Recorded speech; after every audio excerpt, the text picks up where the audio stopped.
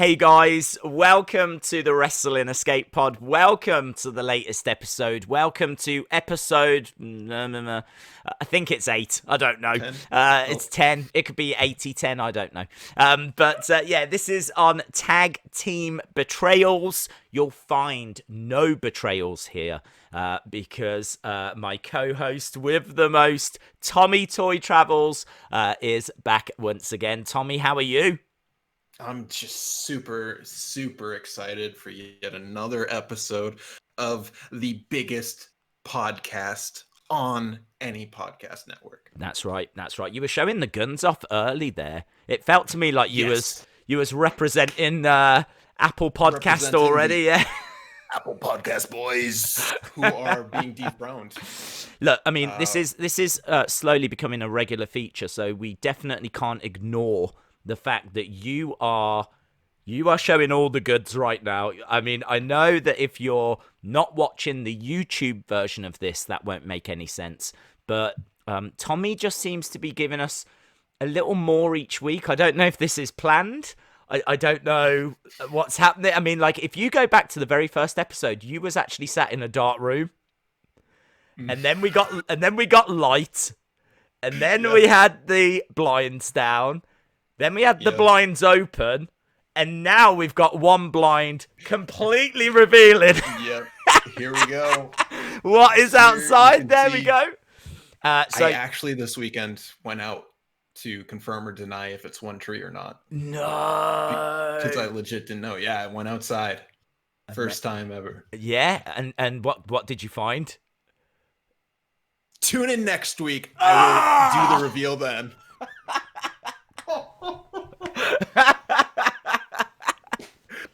Well, look, I can definitely see a tree behind Tommy. So wherever he is, if you know of that tree, then that is exactly where Tommy is streaming from, recording from. And I can tell you that the blue Aladdin bottle is still on the windowsill. And also, is that a towel behind you on your chair? I'm so fascinated by my blankie. It's your blankie. It's my Spider-Man blankie. Yeah. Did not expect that. Did not expect to see Spider-Man at any point. But there we go. It's a thing that's definitely happened. He's here with us. Do you know, I'm starting to worry that the beginnings of these podcasts are the absolute highlight and just everything else is downhill. Do you know what I mean? I don't know how I compete with Spider-Man and that blind and that reveal. Yeah. I don't know where we go. Well, you're in front of a green screen, so the world is your oyster. You can do whatever you want with that. Well, funny you should say that, because I have been in a black void for many, many weeks, and I've really taken inspiration from what you've been doing. And so I've actually put up a little picture of Linda McMahon in the background. So I do have a little picture of Linda McMahon behind me. So represent. Yeah, I think it's very important. Spicing it up. I think it's very important that she features somewhere on this stream. So, right, should we get into it then? Let's rock and roll. Let's rock and roll. Do you want to kick us off with one of your tag team betrayals? Oh, snap. I'm just realizing now that I did this week. I included some faction betrayals. That's okay. Oh, okay. Never.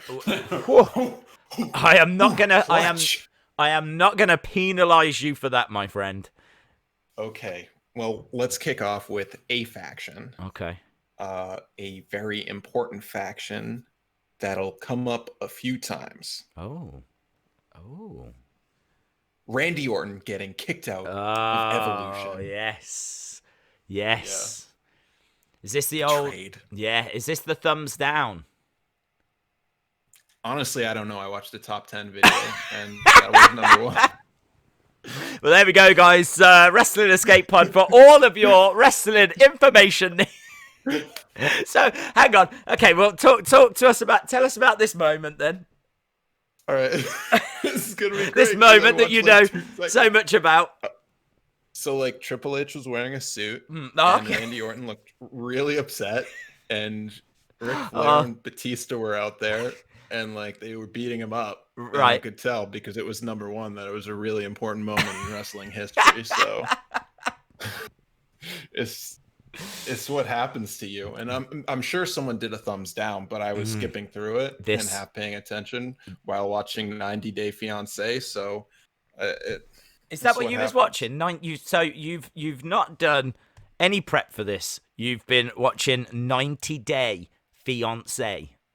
Yeah, I made an account on a mail order bride website. What? What? Yeah. What do you mean? Yeah, you know mail order brides, right? Where I've been you buy a watching bride? documentaries about them. What? Right. Yeah. Well, why have you? Hang on. We're really getting derailed here, but I can't. We can't not. We can't not. We can we? We can't not. What do you mean? What do you mean? What do you mean? What do All you right, mean? so I was watching documentaries because it's quarantine. It's what you do. You just watch whatever. And there were Like Last documentaries on Dance. these. Yeah, Yeah. sure, Yeah. sure. So there's a bunch of dudes who pay a lot of money to go to foreign countries, and then they just go to like singles events and try and meet women, and they drop tens of $1,000s to meet these women and don't even guarantee to come back with them. So I was like, yo, I wanna go undercover on one of these websites, see what it's actually like, see how much these people are spending, because you only get the top during these documentaries. You never go deep inside. So I went undercover. My name was Alfred. For any of you, if any people watching this are on the sites and message someone named Alfred, that is me. And it actually costs $5 to read a message, $10 to send a message, and $6 to accept an image. From a potential bride.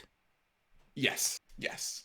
So like let's say you texted me today and said, "Hey, what's up?" That'd be $5. But $10 for you to send. Wow. And then what? And so you just keep going back and forth until you fall in love. How does that? I don't understand. Well, How you does fall in this? love or fall in debt. You're falling, yeah. Yeah. So how Yeah. does it work? So then, like, you fall in love, what, and arrange to meet up, or Yeah, and sometimes it works, but a lot of times it doesn't. I guess I don't. There are only two documentaries. That's why I jumped to 90 Day Fiance, because it's like it was adjacent to Mail Order Bride. right? Let's have some honesty here. Yeah, it's just you and me, right? It's just you and me. Okay. Yeah. I'm Yeah. not. I'm not. We're not gonna. I'll leave this out of the podcast when I edit it. Okay. Did you send a message? Did you You send? cannot edit this part out. This is the best part. Did you send a Did I? Of message? course not. I do not have Ah. $10. Like a part of me wanted to just send a message that was just like, "Huh?" or "What?" But I don't. Fun No. fact: at no point was I editing that out. At no point was I. Whatever your answer, that was staying in. Can I just say, my first message would be "marry me," because let's just get straight Get to the point. chase. Do you know what I mean? Yeah. I'm not made of money, right? So No. I'm gonna take a chat. It's a bit like going to a casino. I'm just gonna find a name that I think looks Yeah. quite nice. Do you know what I mean? Yeah. Try and visualize the person behind that name, and just I'll put $10 down for one message. Marry me. See what they come back That's with. actually smart. It is smart, isn't it? I thought that maybe. How much is an image? 6. Like, yeah. So So you could send an image of them. 'Cause if you sent an image to them, they probably have to pay $6 too. I don't know. no, Unless it's I wouldn't not send an image. equal. I just want an image of them. Okay, so that's 6. Well, there's Can you do it? Can you do free it for images. 15? Like send a message and pick. Yeah. Yeah. Is there a deal that I can get a picture and Well, a there's like message? their platinum yearly subscription where you pay like $7 $750, $75 or 700. I don't know, man. I got I $20. didn't go that deep. I got $20 max. I'm gonna send a message Okay. and I want a picture. And if I don't get a bride out of $20, then it's just been a complete waste of time. Yeah. Did you? So that's why I was watching 90 Day Fiance. Well, do you know what? And Do you know what? I yeah. forgive you. I absolutely forgive you. I think if there's going to be a reason as to why you haven't been able to go as deep into this subject as what you would have liked, It's because I was doing a deep dive. I think doing a deep dive on mail order brides is completely acceptable. And in fact, if this turns into a full hour on mail order brides, I think that's perfectly acceptable as well. and I think I speak for the audience on that also. This actually is the episode we've all been waiting for. Wow. So Evolution, did you see that? I mean, yeah, I can recall it. I didn't go back and revisit it, but I do know that faction. I mean, it's been a part actually of the Ruthless Aggression kind of series that's been on recently. So on the network, they've gone back and looked at Ruthless Aggression. There was a whole episode on Evolution. And so they have actually very recently gone back and revisited the impact that group had, how they got together, and how they split up as well. So, there was, as you said, a few occasions where that group split apart. And it is quite cool. It is a great moment. I do like the thumbs down by Triple H. It's quite an iconic clip. And basically that was them kicking. I believe it was Orton. I think it was Orton that was on the shoulders of Batista at the time. Mm-hmm. And then Batista throws him backwards, and that was it basically. So jealousy kind of sneaking into the group. But just to try and stay on track with tag team betrayals, it does lead me to one of the best ever tag team betrayals. When this subject came up, there was two that came to my mind straight away. There was two that I was like, we've got to talk about these two. So I won't give you the first one, which I'm sure a lot of people are already shouting in the chat or shouting out at home. Let's talk about the second one. The Shield. The Shield breaking up was absolutely incredible. And the reason why I say that it's connected to Evolution, which was your example, is because this happened the night after the Shield had faced Evolution. We actually got a dream match, like one of the most iconic factions in the history of WWE, Evolution, actually reunited to take on this new faction, if you will, the Shield. And the Shield, for me, are one of the all-time great teams. And it kind of blows my mind when I stop to think they debuted at the end of 2012, and they had split up by mid-2014. Like, mm-hmm. They weren't even together for 2 years, the Shield. I mean, I know they would get together again, a few times in the years that followed, but that initial run, which I honestly would have said was just like 2 years at least, it didn't even make it to 2 years. It was like a year and a half, something like that. Mm-hmm. So they made their debut at Survivor Series in 2012. It was basically 3 NXT guys coming through the crowd, getting involved in the main event of Survivor Series. They would go on to be undefeated all the way up till the middle of 2013.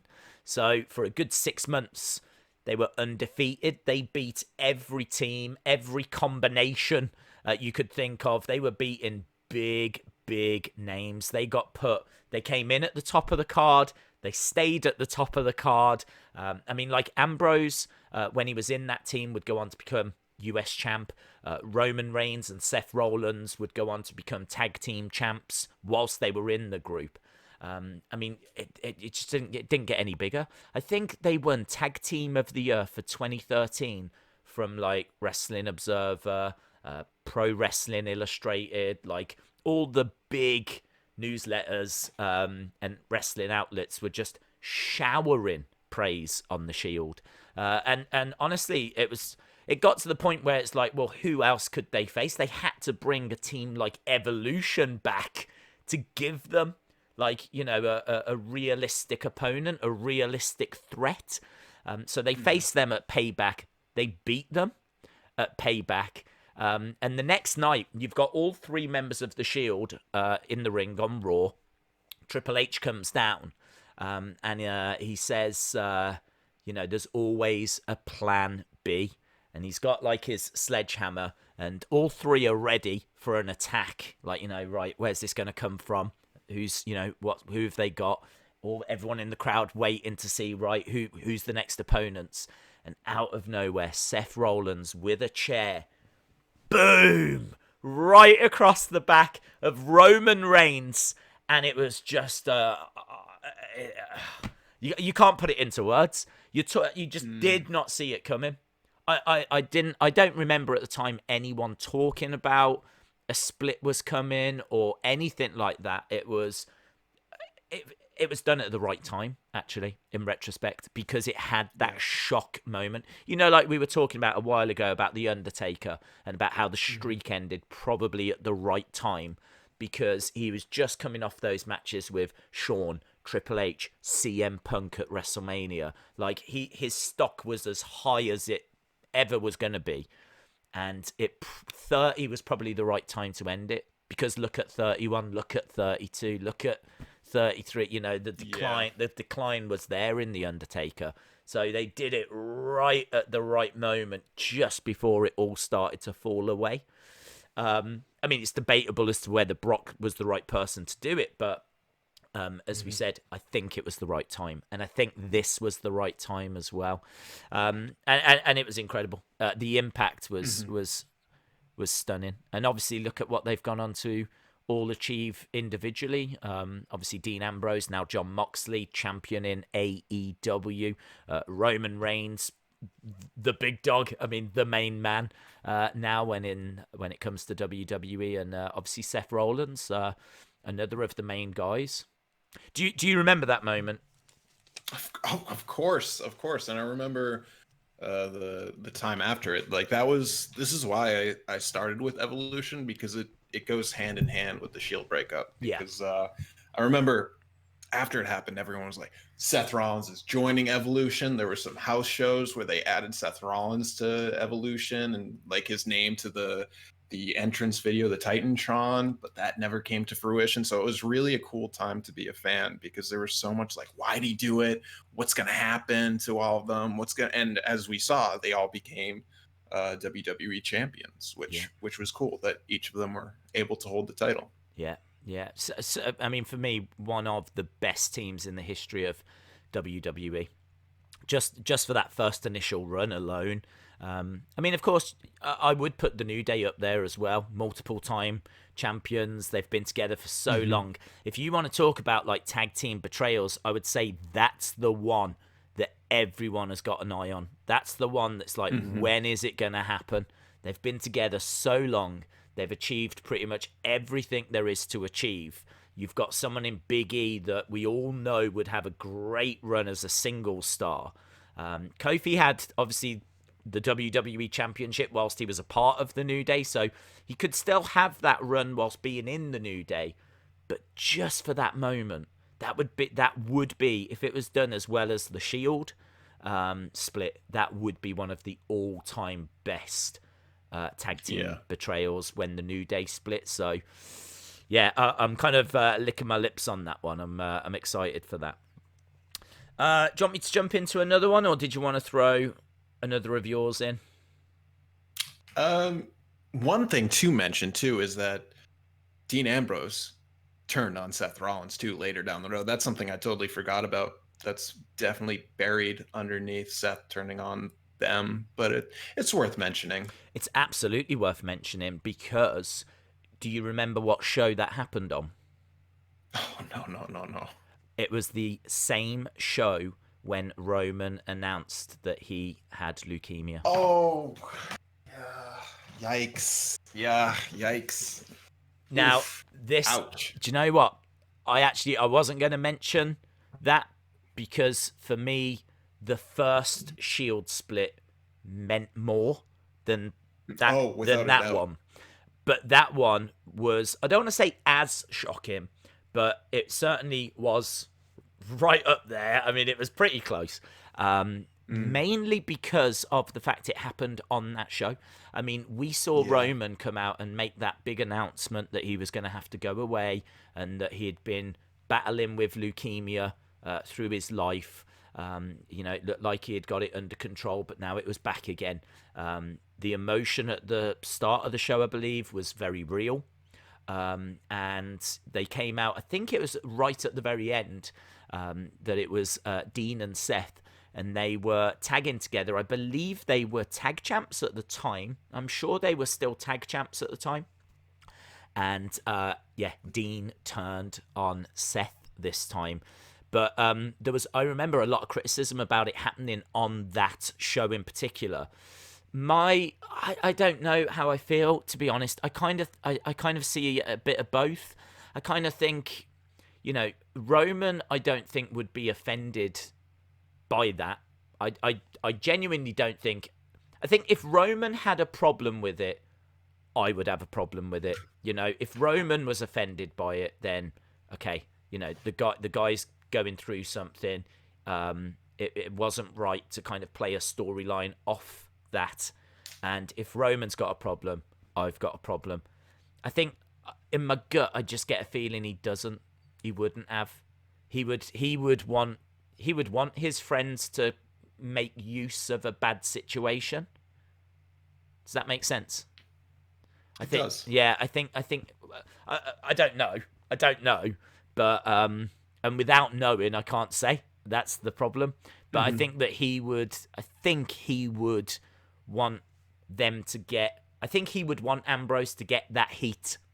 I think he would want Ambrose to get those extra boos. Why have you done it now of all times? Well, because now is the worst time to do it, and it makes me look like the worst person as a result. So in many ways, now is the right time to do it. But again, I would want to know that Roman was okay with that. Right, I've got DIY, Johnny Gargano and Tommaso Ciampa. This one, I believe, was 2017. So they were one of the best tag teams we have ever seen in WWE. I'll go as far as to say in WWE, not just NXT. In WWE, because a lot of their matches are very, very highly rated by Dave Meltzer and by the NXT universe as well. It kind of came out of nowhere, this split. It happened at NXT TakeOver Chicago, and it was DIY taking on the Authors of Pain. And obviously they lost the match, DIY. I believe it was the first ever NXT ladder match. So just a fun little fact for you.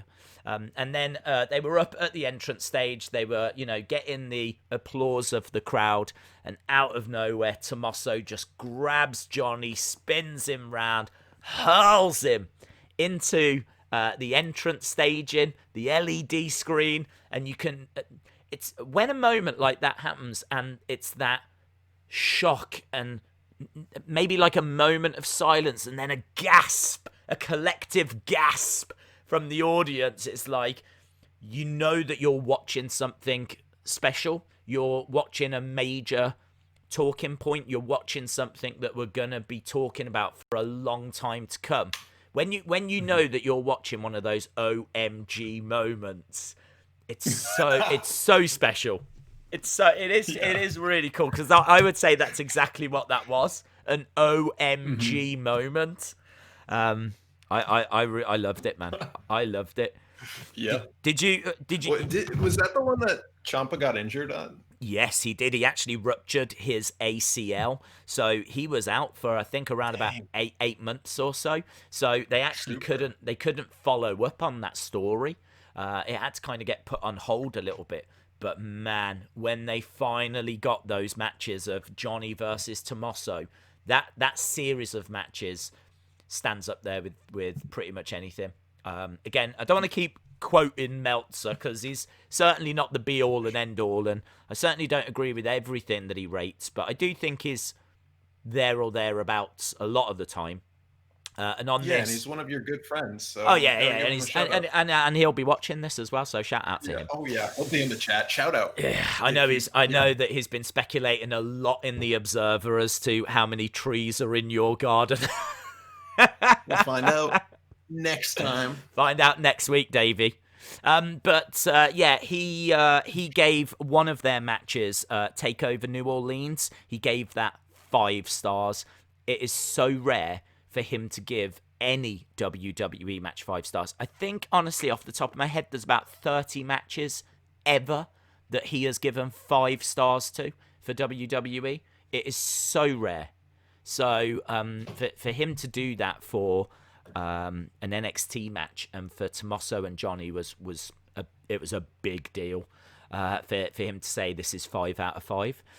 Their other 2 matches that they have at takeovers, because as we said, they have a few. Both of those are 4.5 stars each as well. I mean, right up there. The quality of that is all throughout DIY, and then all throughout their matches against each other. It's just absolutely brilliant. If you've never seen them, jump onto the network. Check them out. You just can't go wrong. You can't go wrong with any Johnny Gargano or Tommaso Ciampa matches, really. They really are at the very, very top. So, and they did actually face each other whilst they were teaming, because they were in the Cruiserweight Classic tournament and they actually got drawn against each other. And that was just a little taste of what was to come. It's kind of like their lost match in many ways. It's kind of their forgotten match. Again, some people might not even know that they faced each other. I think it was 2016. They were still a team. They were still together. They entered the Cruiserweight Classic tournament. And obviously a lot of those stars would go on to form the foundation and the beginning of 205 Live. So they were part of that initial tournament, and they face each other, and it's a great match. And at the end, they're both absolutely shattered. They're both, slumped, and they just put their arms around each other, and there's a real show of brotherhood, and a show of friendship, and it's really cool. It's really, really cool. It just makes when they really turn on each other even sweeter.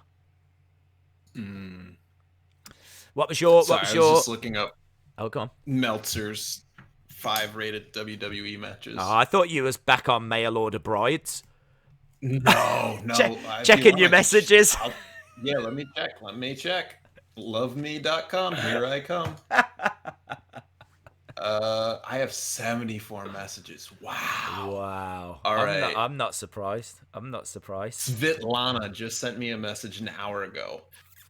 Alfred, if your life doesn't look like a fairy tale yet, maybe I can be your fairy? Whoa. I don't know what that means. Don't you have to pay to read that? You can read, their intro. They give you a little teaser that you can read that makes you want to read the rest. Okay. Fun fact, at least 50 of those 74 messages you've had are from me. And my alter ego. Are you Svetlana? Yeah, I am. Wow. That's exactly who I am, yes. Wow. Yes. That's awesome. This podcast is all a ploy just to get closer to you. And my next step is to make you my mail order bride. That's valid. That's very valid. And speaking of someone that might have wanted someone to be a mail order bride to them, let's talk about the Festival of Friendship. Yes, let's do it. I had that one down. All right. So I'm going to do my terrible, I was watching it live. I haven't watched it since. I got the play set, but I don't remember much about it. Okay. But I'm going to... So basically, Chris Jericho, Kevin Owens were BFFs, almost mail order brides. If probably. And someone turned on someone. I'm assuming it was Kevin Owens on Chris Jericho, because Kevin Owens is kind of a poo-poo head. And Fact. I think Chris Jericho was the one doing the friendship for him, Yeah. and he was having none of it. Yeah. And he got some magician. I forget the name, but everyone loved that magician. And you take it away with the rest of this, because that's all I remember. Okay. So, in all fairness, I mean, that's pretty much the same as what I remembered. I did go back and rewatch it, and I've got to tell you, it is as great as what everyone remembers. It really is one of the great Raw moments. So, Jericho had been helping Kevin. Kevin was, I believe, Universal Champion at the time. And Jericho had actually been getting involved in the matches and helping Kevin Owens retain that title. He had a decent run with that Universal Championship. He didn't get, like, clean wins. It's not seen as a great run from that sense, but he didn't lose it, like, a week after winning it. He actually ends up holding it for 188 days, which isn't bad at all. And a lot of that was down to Jericho helping Kevin Owens retain that title. So they were great friends. Obviously, they've share a bond because they both identify as Canadian. Even though I believe Jericho was born actually in America, he very much identifies as Canadian. So they share that in common, and he wanted to celebrate their friendship. So he did a festival of friendship, and you're right, there was a magician, there was showgirls, there was gifts, there was a sculpture of two people kind of wrapped around each other, and I believe that was called the Art of Jericho. And then there was also the picture where you had Jericho looking down. Yes, the classic image that I believe was called The Creation of Kevin, which is what that was called. And there was loads of different things.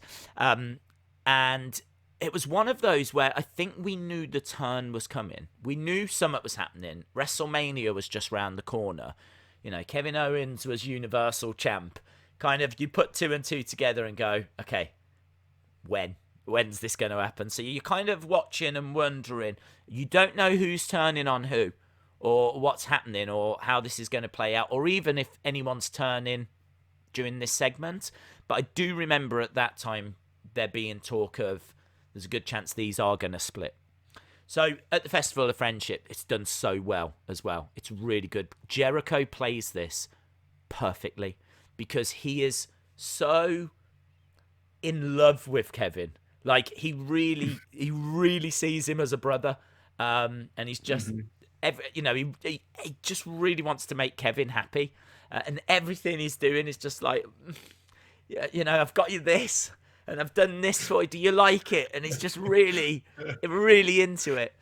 And Kevin Owens is like, nothing lands with Kevin. Kevin doesn't like any of it. But he sees how much Jericho wants him to like it. And he's like, look, I can see the effort that you've gone to. I can see all the work that you've put in. I really appreciate it. I really appreciate you. And I've actually got something for you as well. I've got a little gift. And he goes over and he gets this gift. And he gives it to Jericho. And obviously at the time, you had the list. The list that was everywhere. And it was just Jericho running around putting different people. You'll be on the list. You're going on the list. And he was just putting people down on his list if they'd wronged him in any way. So Kevin Owens gives him this present. Jericho opens it. And he's like, this is perfect. It's a new list. He says, the other one's getting full. This is exactly what I need. And he takes it out of the box. And he looks at it. And he goes, hang on. Why is my name on this list? And as soon as he says that, you can parts of the crowd then start clicking. Oh, and then when he holds it up, it says not the list of Jericho, it says the list of KO. And as soon as he shows that to the camera, the whole crowd are putting two and two together. This is the list of KO. Jericho's name is on it, and then boom, that's it. Kevin Owens attacks Jericho. And it is so good. It is so great. It is... I love it. I mean, it was so great, and it was so colourful, and it was so imaginative. you're right, they made a playset. Mattel made an epic moment set of that moment, and it's brilliant. It's so good, and it led to a match at WrestleMania over the United States Championship, which sadly really underwhelmed. There's actually a famous clip of Kevin Owens going back after that match, going up to Vince saying, "Was that all right?" And Vince turning around saying no. Actually says no to Kevin Owens. It wasn't all right. And Kevin just has to, like, he can't really have any more of a conversation with Vince at that point, because obviously Vince is headset on, talking, but he just got enough feedback to know that it had bombed. And I must admit, it did underwhelm. It should have been better, that match, than it was. And I don't know what went wrong with it. It was a perfectly fine match, but it's not the match that you'd want for the big blow off and for that big build, Yeah. So, yeah, it's but the split was incredible. The split was absolutely incredible. It's worth noting as well that shortly after that Festival of Friendship, Kevin Owens lost the title to Goldberg at Fastlane in 22 seconds, thanks to Chris Jericho. Jericho kind of getting a little bit of revenge there by costing Kevin Owens the belt. Did you like that playset? I thought it was a very well done. I think in my review, I gave it some almost 5 stars if I was Meltzer. I was a big fan of it. I thought they did a good job. Well, I always saw you as the Meltzer of the action figure community, the wrestling action figure community. Wow. So that's incredible. High praise. My next one, I've got Brothers of Destruction, The Undertaker and Kane. Now, this one coming from Jerry Smith, and it was a great moment, this. Now, the thing with the Brothers of Destruction is that obviously they've had a turbulent relationship. It's very much been... They've been together, they're not together, they hate each other, they love each other. So there's been quite a few splits and reuniting and things like that. But the one that I wanted to focus on, I think this was around 2010, so around about 10 years ago. They actually found Undertaker in a really bad way on SmackDown. It was June 4th. Again, I believe this is 2010. They found Undertaker all beaten up backstage. And basically someone had attacked The Undertaker, and Kane swore that he would find who had attacked his brother. And he goes off and starts accusing lots of different people. And he ends up, during this time, actually winning the World Heavyweight Championship.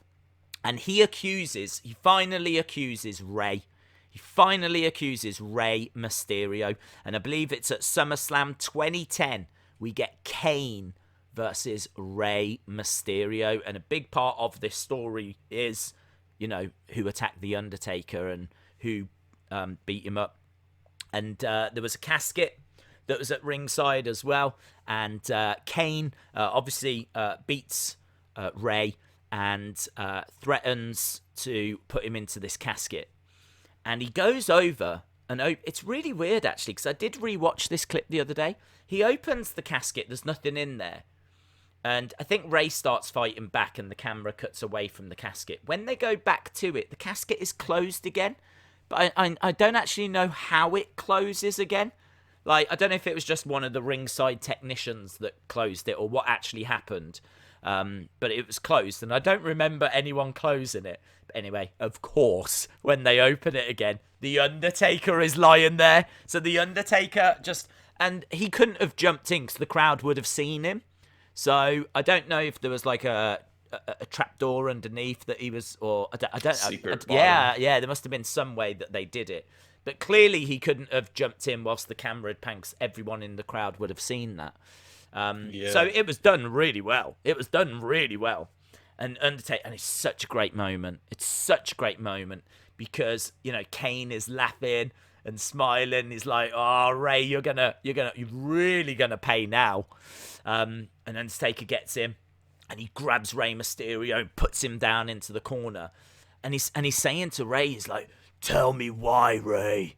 And you can hear all of this dialogue. They're in the corner, and Undertaker is like really close to Rey. And you can hear Rey saying, I swear, Taker, I didn't do it. I swear to you, Taker, it was not me.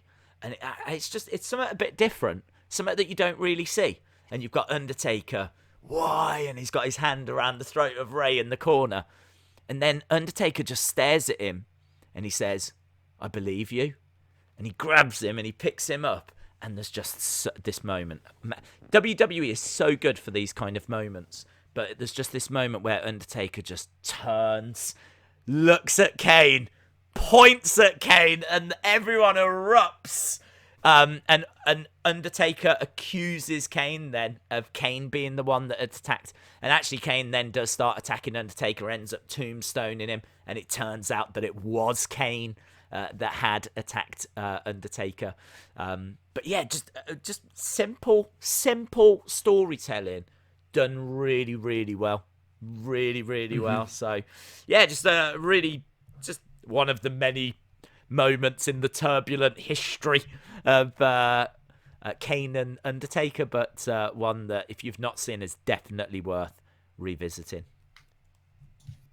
I'd like to touch upon, because I know some people in our audience enjoys when we discuss non-WWE stuff. I don't know if you have any on your list.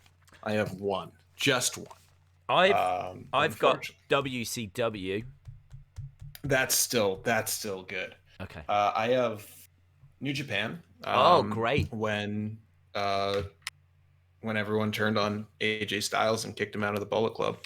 That was a really cool moment. Yeah. And it led to Kenny Omega's rise in the company. I know he was already on the rise. I know like backstage he had a bit more pull than we saw as the audience, but that was a really cool moment, a really cool turning of the tide, which led to the formation of the Elite and the long-term formation of AEW when it all happened. And fun fact, the match that was happening was a tag match, Kenny Omega tagging with AJ Styles against someone and Shinsuke Nakamura. And then that is good knowledge. That is good knowledge. I know of, I mean, when it comes to things like that with New Japan, I know of the history. Like I know that Balor formed Bullet Club. I think it was Balor that actually gave Bullet Club its name. And I know that obviously when he went, he was replaced by AJ. When AJ went, he was replaced by Kenny Omega. But there's some of those kind of transitions that I've not seen. So I'm not sure that I've seen that match, of where, well, I think I have, but certainly not for this. I certainly didn't get the research in on that one for this, so it's a really good shout, really good mention, because, as you said, so important, because that is the formation of the Elite, and obviously now we've got Being the Elite, the YouTube channel, and All Elite Wrestling, and there's so much that kind of just came from that moment, so definitely worth a mention. I've got, before we get to my WCW one, I've got the Mega Powers. The Mega Powers was so much fun when I was a kid, and seeing the journey of that, because this all happened before I was watching wrestling. So I could actually go back and watch the whole story from beginning to end and see it all, how it all played out. And I was absolutely engrossed, because this actually, it's really cool, because it's connected.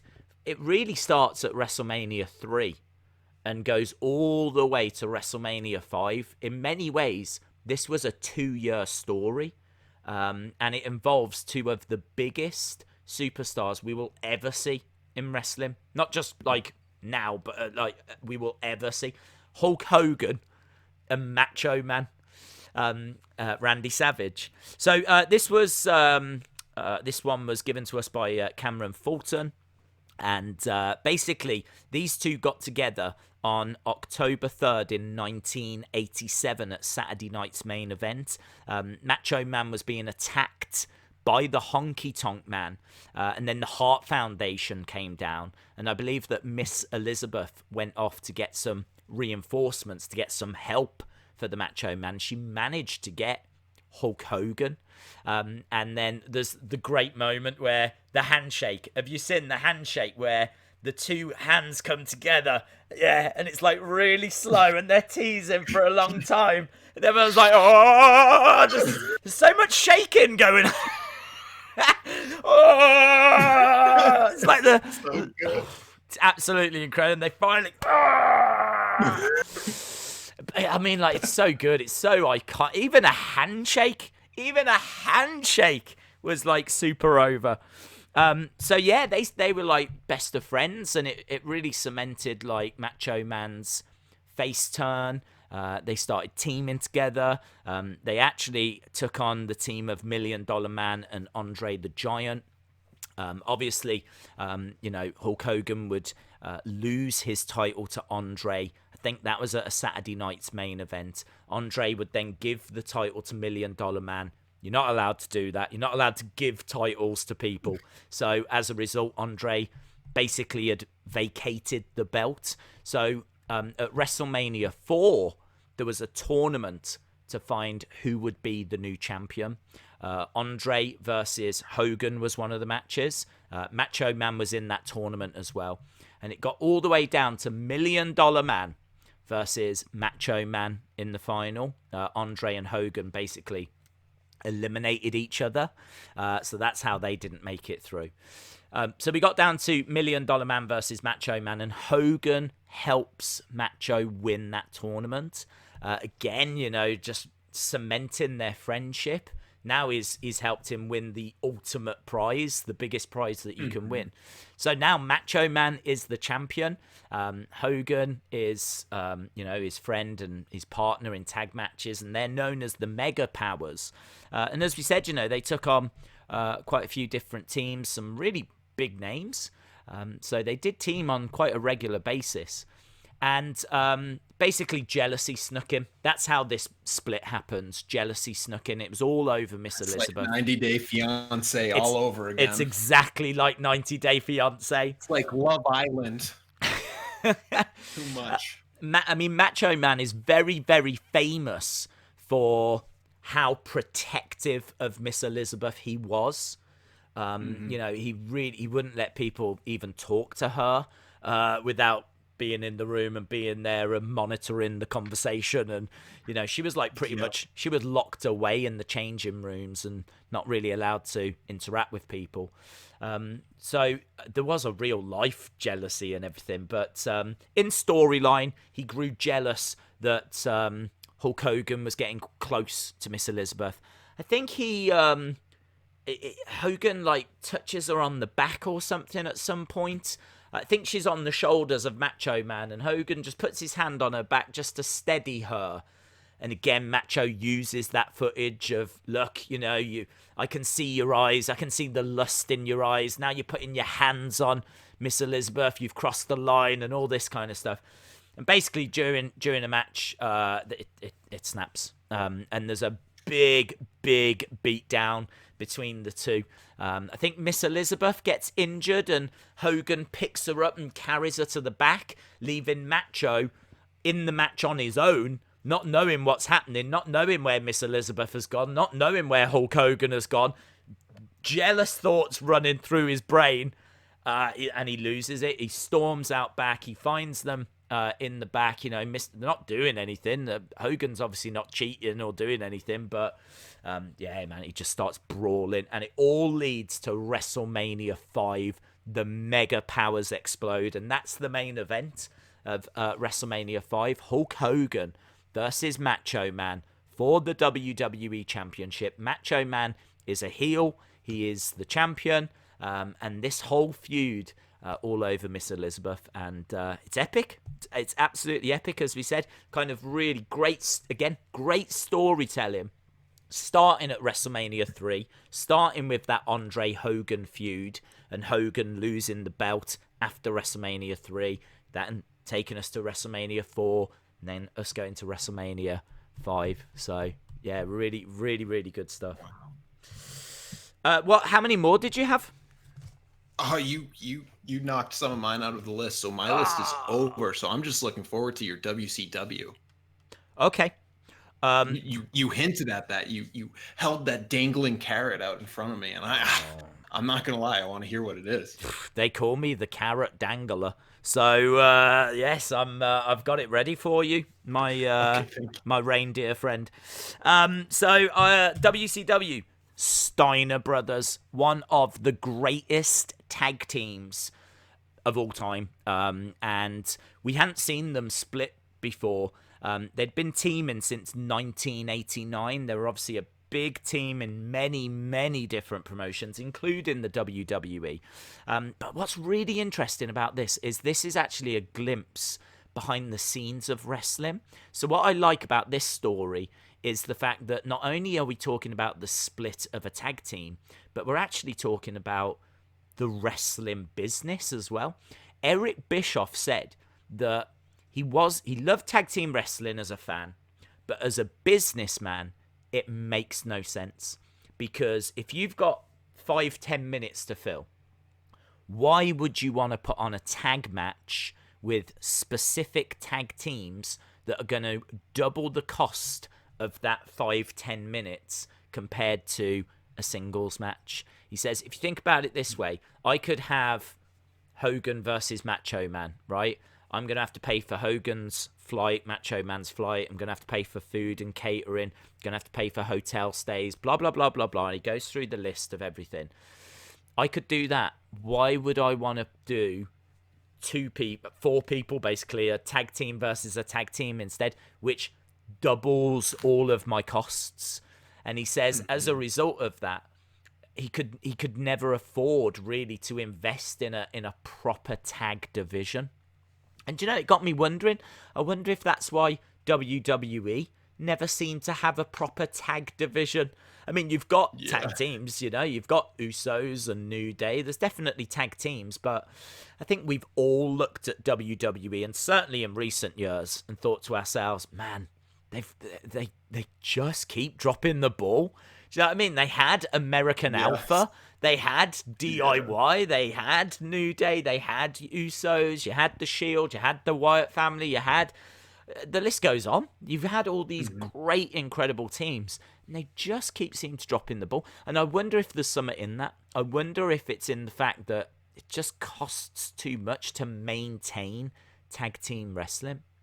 But it got to the point anyway where he said he knew that by, 97, he knew they'd been in since 96, that they could go off as single stars and it would work better for everyone. So we started as well around this time seeing Scott Steiner really change. If you see Scott Steiner from like the early 90s compared to what he was looking like around this time, it's one of the greatest transformations. It's stunning to see just how jacked he gets. And how much he changes. He completely changes his hairstyle and just everything about him. He's just completely changes. He's ready to become a solo star. So basically they were taken on a tag team of, I believe it was the NWO. And it was a Super Brawl 8. And they basically end up splitting. Scott just attacks Rick kind of out of nowhere. There'd been a bit of dissension. There'd been a few teases. I think it had about a 3-week build. And after that, Scott ends up joining the NWO. And then obviously going on to become Big Papa Pump. And going on to have this big solo career afterwards. So the reason why I like that split isn't so much for the split, although it is still quite important because they were such a great tag team, but it was more for the insight of behind the scenes and how Eric Bischoff viewed tag team wrestling and how that might relate to today, if that makes sense. Last one. The greatest of all time. The greatest betrayal of all time. Do you think... Betrayal. The Betrayal. Do you think you know what it is? Yeah. Go on then. Of course, it is the Bumblebees. The Bumblebees. It's the Bumblebees. They've let us all down. Yeah. The Rockers. The Rockers, baby. So the Rockers teamed 1985 to 1992. Worked in a few different promotions, including the AWA. Finally end up in the WWE, WWF at the time. WCW come along, love what the Rockers are doing, offer them a contract. This is all behind the scenes. Marty wants to accept, Shawn doesn't, and as a result, there's tension, real tension between the two, and the decision is made that they should split. So on the barbershop, and I honestly don't know of anything else that ever happened on Brutus the Barber Beefcake's barbershop. I don't know of anything else that ever happened apart from this. It's so iconic, this moment, and it's the only thing the barbershop is remembered for. But basically, Marty's on there. There'd been some dissension in matches. They weren't on the same page. They were losing matches. Typical kind of stuff. Marty Jannetty says, "I'm going to turn my back. If I turn around and you're gone, I've got my answer. I know the Rockers are over. If I turn around and you're still there, let's shake hands, let's move forward, and let's be the great team that we've always been," right? So he turns his back. Shawn's standing there. He doesn't know what to do. And I love this. I love this from Bobby Heenan. Do you remember we've been talking before about how great Bobby Heenan was? Bobby Heenan and this is like, they're not going to split. He's not going to walk away. One is no good without the other, are his exact words. And Shawn puts his hand on Marty, spins him round, shakes him by the hand, puts his arm in the air, and Bobby Heenan's like, "Look, see, one is just no good without the other." Out of nowhere, Shawn Michaels super kicks Marty Jannetty. Bobby Heenan, I knew it! I knew he was going to do that! And this is the iconic moment, one of the greatest moments in WWE, maybe wrestling history. Shawn grabs Marty, hurls him through the window of the barbershop. It might seem quite tame in today's world. Early 90s, mind-blowing. To see him get put through a pane glass window like that was absolutely incredible. There was lots of, that obviously they were done then. I think Marty had to go away. I can't remember if he got suspended or something, but they couldn't get the payoff straight away. I think he was suspended. He had so many troubles, like wellness violations, that it kind of got put on hold. They ended up playing the feud out. It never. It had some good matches. They had a little back and forth over the IC belt, which was great. I remember watching that as a kid and loving it. When I was a kid, really young, I loved Marty Jannetty. I was on board with Marty Jannetty, but yeah, he had too many demons and he was unreliable, and it kind of fizzled out. Never really went anywhere, to be honest. So shame, but. I think a lot of people would agree, the greatest tag team betrayal. And that is it. And that's it. Anything else you wanted to chuck in before we say goodbye to the good folk? Just something I'm surprised at. Marty Jannetty's last match, according to CageMatch.net, was in 2018, so he's relatively active still, which is surprising. Well, you say active. He's a mess. Yeah, active. Hasn't wrestled in the past 2 years. It's an absolute car crash. Do you know, there was, I don't know how true this is, okay, because I haven't researched it. So I'm going to say allegation, right? There's an allegation, and I've seen photo proof of this.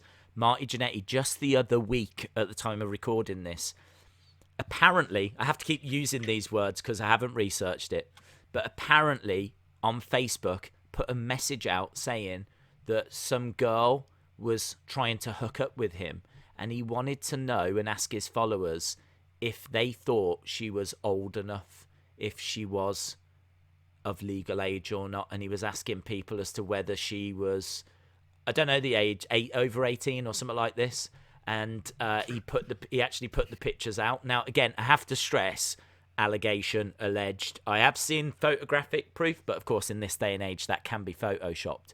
But I don't really know why someone would fabricate that about Marty Jannetty in this day and age. So yeah, Make of that what All you right, I will. got a message from Marty then.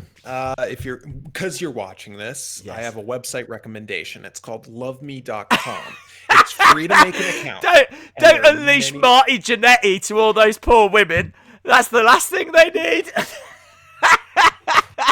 He'll get messages and it says their age. You won't have to ask anyone. Wow, no, I can't. Look, I can't see Marty Allegedly Jannetty have to paying that ask kind of money. Let's put it that way. So, look, we should definitely end this before we get shut down. Sued. Awesome. Really appreciate the support, guys. Hope you enjoyed this episode. Of course, I know there was tons of others that we could have touched upon, but we tried to limit it to the hour. Love doing these. Big shout out to Tommy Toy Travels. Shout out to all of you that join us live and catch up with these podcasts at a later date. Really, really appreciate the support. So if you enjoyed it, hit subscribe on our YouTube channel, leave 5-star reviews, check out Tommy's YouTube channel as well. Make sure you're subscribed over there. We're still on the road to 100,000, so all your support is greatly appreciated. Awesome. Thanks a lot, guys. Really appreciate the support, and hopefully see you next time. Bye for now.